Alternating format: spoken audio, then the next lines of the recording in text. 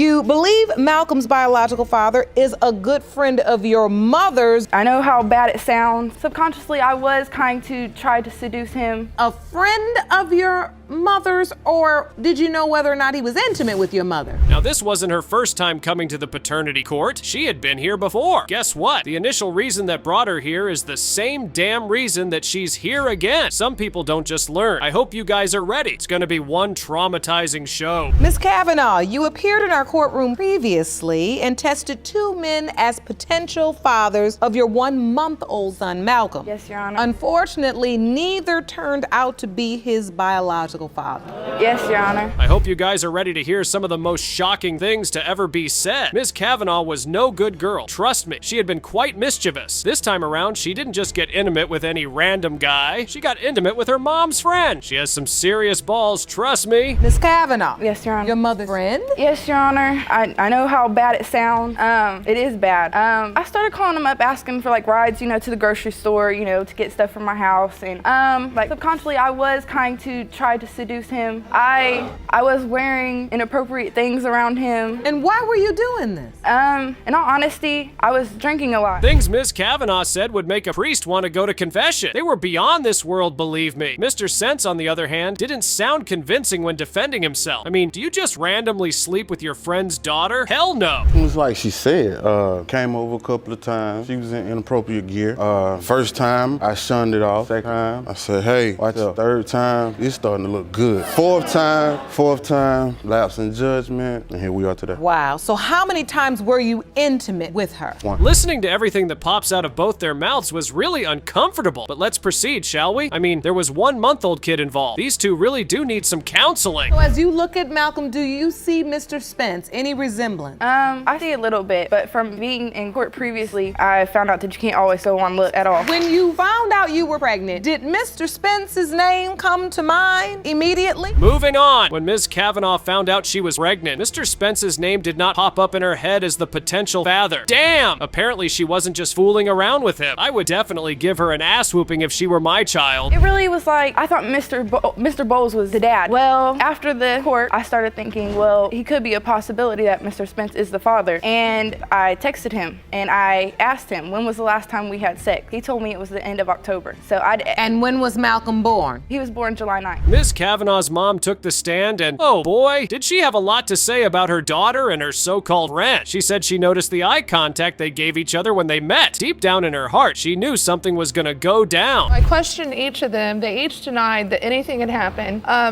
Then basically how I found out, one day Megan was angry with me and we had kind of a little tiff or whatever. It was kind of a big tiff, but when we did, she blurted out that you were right, and I did sleep with Kit. Really? He eventually did come clean and tell me the truth, and he told me the same story that he told you today, Your Honor. The courtroom was filled with nothing short of shock. The most insane revelations start to surface, and these two had a lot of explaining to do. Another epic blockbuster takes the stage. Mr. Spencer happens to be married. I knew this guy had some secrets. He was willing to be the father, but he sure had doubts. Why exactly do you have doubt? My doubt is, first of all, it was only once. The window of conception that she described. Baby born in July. I'm there, yeah. So you within the window of conception. I'm in you that don't period. dispute that. That I do not dispute. All That's right. why I'm here. Right. That is why I'm here. Do you have any knowledge as to whether or not she was sleeping with other people during that time? Yes, she told me. Oh, so she told you? Yeah. Well, the suspense is finally over, and the hassle of who the dad of their child is about to be revealed. It's been a bumpy and funny ride with Mr. Spence and Ms. Kavanaugh. All eyes are on the judge as she unleashes the truth. Mr. Scott, you are not his father.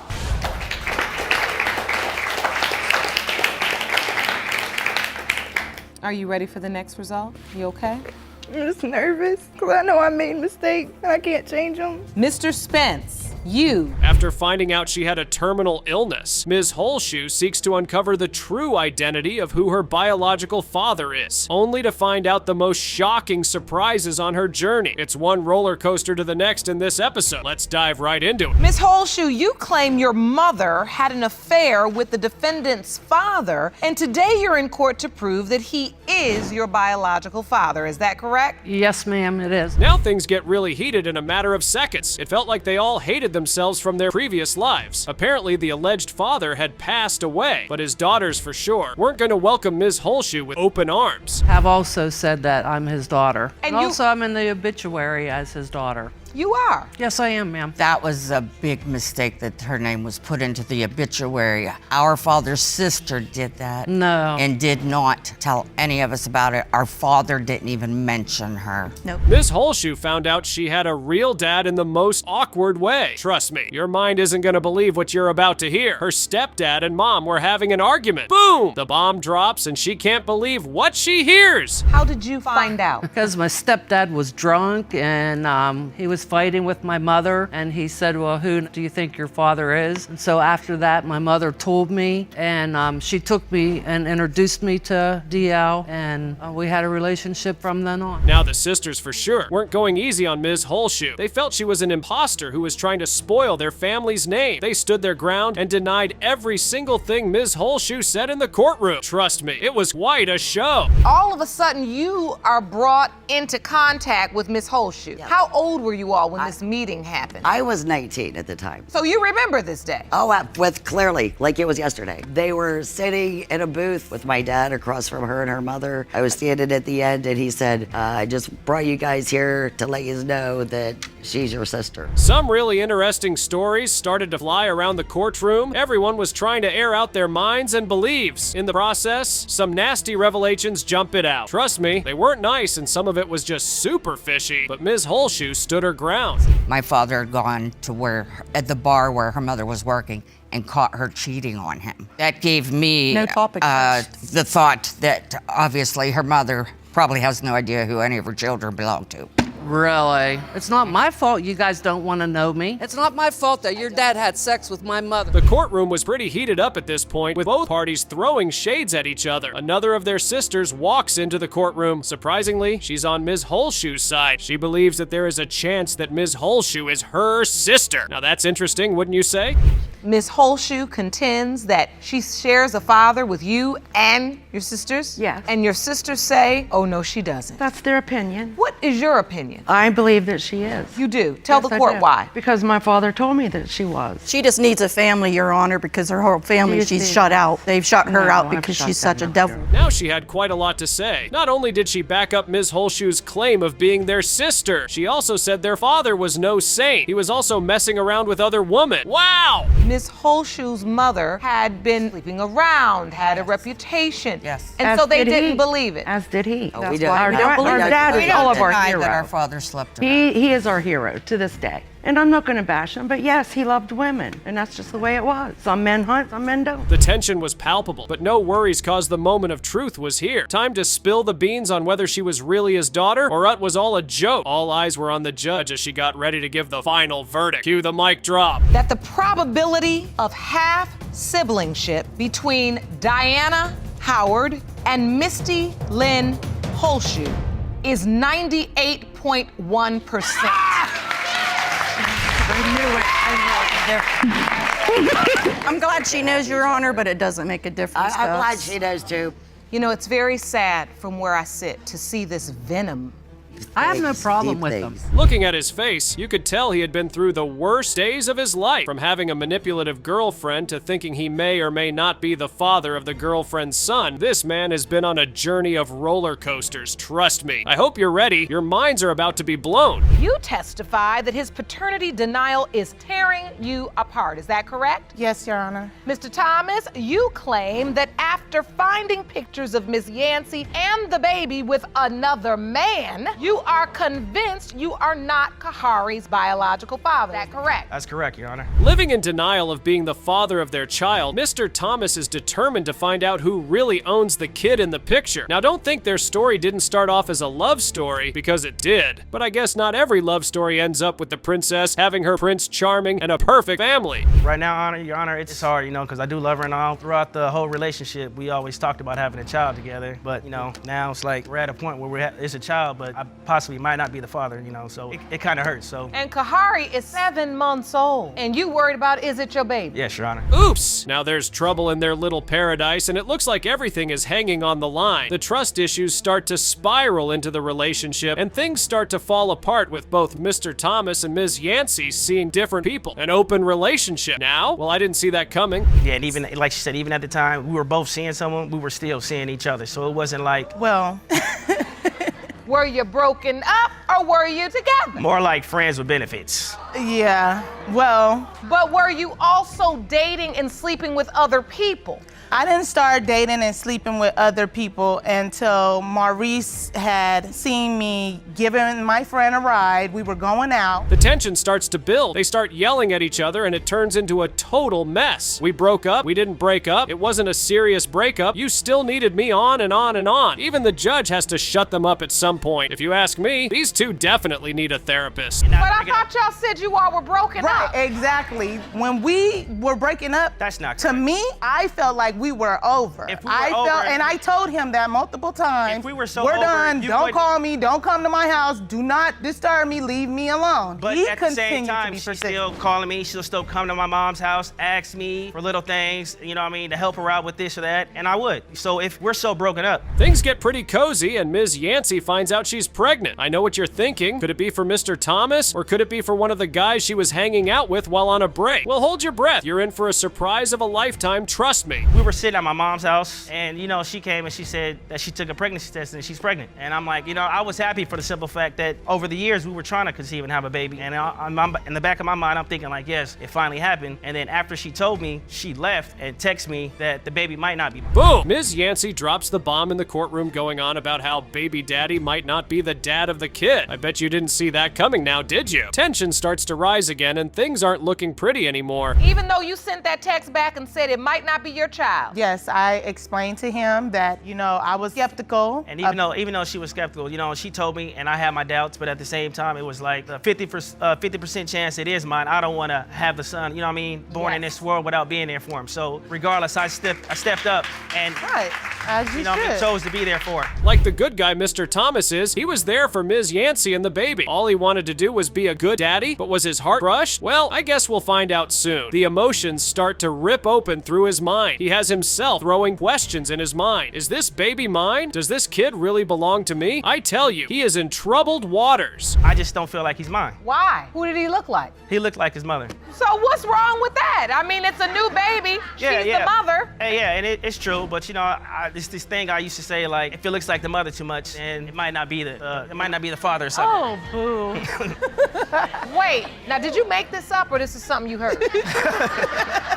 Now all hell breaks loose. Baby daddy goes through her phone and finds out she's been texting another guy, saying that could be his child. Now that's just insane. Who does that? Mr. Thomas's mind comes down like a glass shattered into several pieces, with all doubts looking like a reality. I end up going through her phone and I noticed that she has pictures with Kahari and the other man that could possibly be the father. Oh, really? Yes. Why were you taking pictures with the other guy, Miss Yancey? My mom looked at him and she told me straight up, I don't think that that's Maurice's son, and I think that you should get in contact with his biological father. Well, it's finally time to unveil the truth after so many lies and deceptions. The day of reckoning is finally here, with everyone itching to know the truth. Are you ready to find out? I bet you are. So take a deep breath, because here it comes. Mr. Thomas, you are not the father.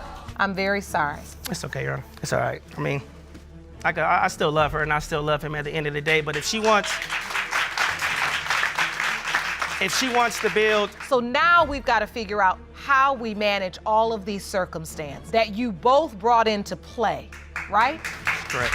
So from here on out, we got to change. Ms. Seaton dragged her mother to court because she believed her mother committed paternity fraud. Apparently, there was no trust between Ms. Seaton and her mother, and she was desperate to know who her real father was. Are you ready? I bet you are. Let's get on with it. Miss Seaton, you've brought your mother to court because you claim she committed paternity fraud and lied to you about the identity of your biological father. You were raised believing one man was your father, but are here to prove another is your dad. You've petitioned the court for a paternity test to finally prove the truth. Is that correct? Yes, Your Honor. It felt like Ms. Seaton and Ms. McPeak, who happened to be her mother, shared almost no love at all. Ms. Seaton claimed she had not seen her mother in almost 5 years. Damn, that's a really long time to go without seeing your mother. Trust me, she even called her a lair. I haven't seen her talk to this woman in 5 years, almost 5 years. The reason that I haven't seen her talk to her in almost 5 years is because she's a liar. I was raised to think that a man named Jesse Seaton was my biological father. He signed my birth certificate, he cut my umbilical cord, and he was awesome. I have since found out that there was another possibility that Mr. Bryson could be my father. You could see the tension between the two ladies in the courtroom. Being that they haven't had any relationships in over 5 years, they couldn't even maintain eye contact with each other. Trust me, that's just really sad. I wouldn't want to be in those shoes. Donated blood for the blood transfusion, and it came out that they were not, either one of them wasn't a match. So they couldn't give me the blood.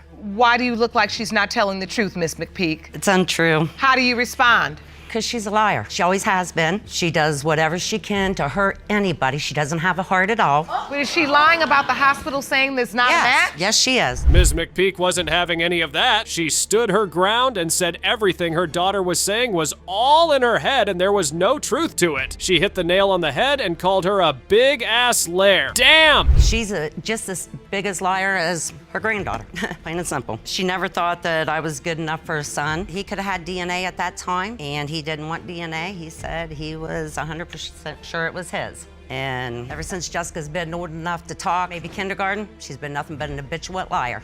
Wow, that is just very harsh words to say about your own daughter. You think I don't hurt every day? Now Ms. Seaton was just talking out in the wind. She was firm. She listed instances that made everyone doubt if her mother was actually telling the truth. Trust me, you wouldn't believe the things that were said in that courtroom. They were mind-blowing. But my mom, however, had told me on more than one occasion that she had DNA done between me and Mr. Seaton. She also told my grandmother Karen, and when asked about the results, I contacted our local DNA centers and did some research, and they have no DNA on file. Oh, come on! What exactly are Ms. Seaton and Ms. McPeak playing at? What exactly is their aim here? They're just going round in circles, calling each other lairs. At this point, it's really hard to believe who might be telling the truth. No. Everything she just said is a lie. Not one time ever did I tell her that we had DNA. That's a lie. Not one time ever did Greg Bryson even ask if it was his child. If I was not willing to have a DNA, I wouldn't be here today. Now Mr. Bryson walks into the courtroom and he believes he is really Ms. Seaton's father. He doesn't just believe his is her father. He has some really powerful statements to back up his claim. Oh boy, this was one hell of a paternity case, trust me. Do you believe you are Miss Seaton's, Jessica's biological father? Yes, I can guarantee you, Your Honor. You do? Oh, yes. Why do you believe that? Look at her. She looks like my other daughter. I guarantee you the money I got in my pocket, she's mine. Secondly, the grandmother, Jesse's mother, told me she was between the ages of 6 and 10 that she knew that was my daughter, not her son. The moment of truth was finally here, but the air was thick with uncertainty as to whether their stories and claims were true or not. Time to see what the future holds for them. I hope you guys are ready. It has been determined by this court. The biological father is Mr. Bryson.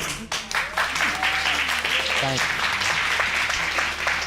Where was you all your life? You lie. I never once. Okay.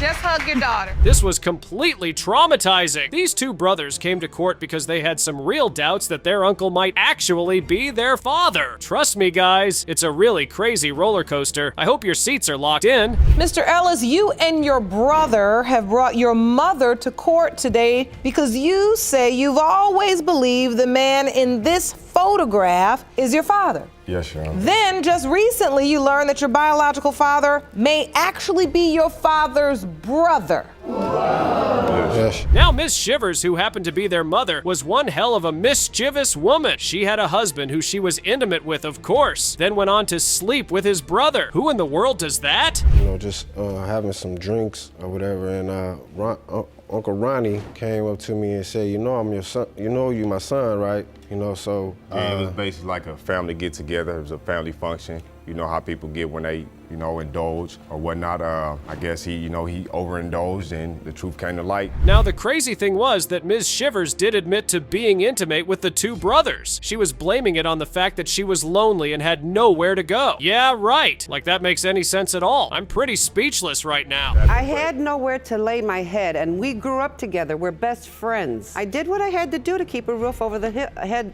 for this one, for Eugene. You know what? My mom did everything in her power and her will and everything to take care of us. I'm not here to crucify my mom or nothing like that, or, you know, it ain't nothing like that. We just want to know what's going on. You know, my brother feels a certain way about something, so we here to address that. Now, one of the brothers did admit that he noticed some really funny actions from his dad before he passed. I promise you guys, your ears aren't ready for what you are about to hear. These guys had one messed up family. We had to take a trip down the road, and my dad, my father, he wrote me more than he did my brother, you know what I'm saying? And you don't do that if that's your child, you know, you're supposed to be there through thick and thin like my mom, you know. I heard from her every day of, you know, that place or that situation, but when we were in that situation, he didn't reach out to my brother at all, not really, like, at all. Now the craziest thing happens in the court, and it will leave you speechless. One of the brothers believes that his dad isn't his uncle, but here's where the shock comes in. His mom says, "Hold up, you might be wrong. There might be another man who is your father." Well, I told you, these guys have a really messed up family. Do you feel there are reasonable, credible doubts as it relates to Eugene as well? Yes, Your Honor, maybe so. What?